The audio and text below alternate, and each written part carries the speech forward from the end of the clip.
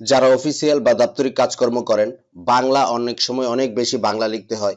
আবার অনেক রয়েছে যে অনেকটা ছবি রয়েছে, ছবির লেখাগুলোকে আবার আপনাকে টাইপ করে আপনার এমএস ওয়ার্ডে তুলতে হবে এবং সেখানে কিছু সংশোধন বা মডিফাই করতে হবে। ধরুন একটা পেজও যদি লিখতে হয় আপনাকে, যারা ফাস্ট লেখেন তাদেরও 15-20 মিনিট সময় লেগে যাবে এবং ভুল হওয়ারও সম্ভাবনা রয়েছে। তো আজকে আমি দেখাবো গুগল ক্রোম ব্রাউজার ব্যবহার করে কিভাবে আপনি বাংলা লেখা ইমেজ থেকে টেক্সট আকারে এমএস ওয়ার্ডে নিয়ে যাবেন এবং সেখানে সংশোধন বা মডিফাই করতে পারবেন। তো আমি প্রথমে গুগল ক্রোম ব্রাউজারে ক্লিক করে দেব, তার পূর্বে আপনাদের আমি ইমেজটি দেখিয়ে দিচ্ছি।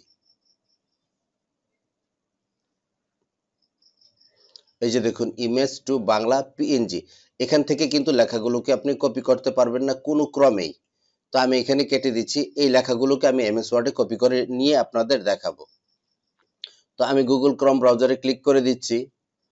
আমার গুগল ক্রোম ব্রাউজারটি খুলে গেছে। এখন এখানে দেখুন একটি মাইক রয়েছে এবং এখানে রয়েছে একটি ক্যামেরার মতো আইকন, এখানে লেখা আছে সার্চ বাই ইমেজ।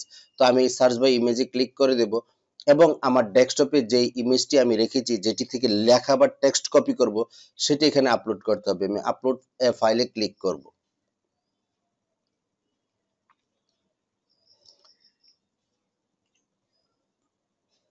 আমার ডেস্কটপে ইমেজটি রয়েছে, আমি এখান থেকে ইমেজটি সিলেক্ট করে দিব। এই যে দেখুন, ইমেজ টু বাংলা, আমি এটি আপনাদের দেখিয়েছিলাম এবং এটি ওপেনে ক্লিক করছি।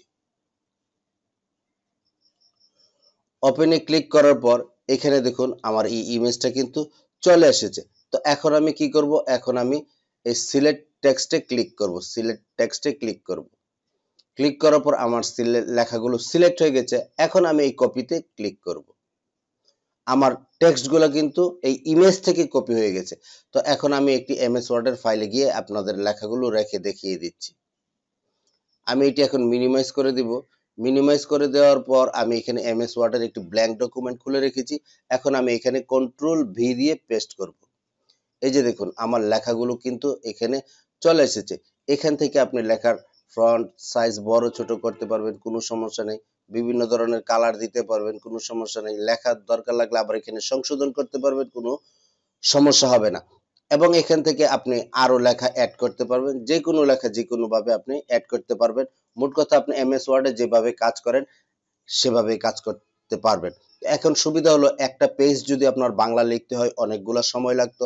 এখন সেখান থেকে আপনি এই টেকনিক ব্যবহার করে কপি করে নিয়ে এসেছেন, আপনার ভুলও হয়নি এবং আপনি এটার সাথে ইচ্ছে করলে অন্য লেখাও যুক্ত করতে পারবেন।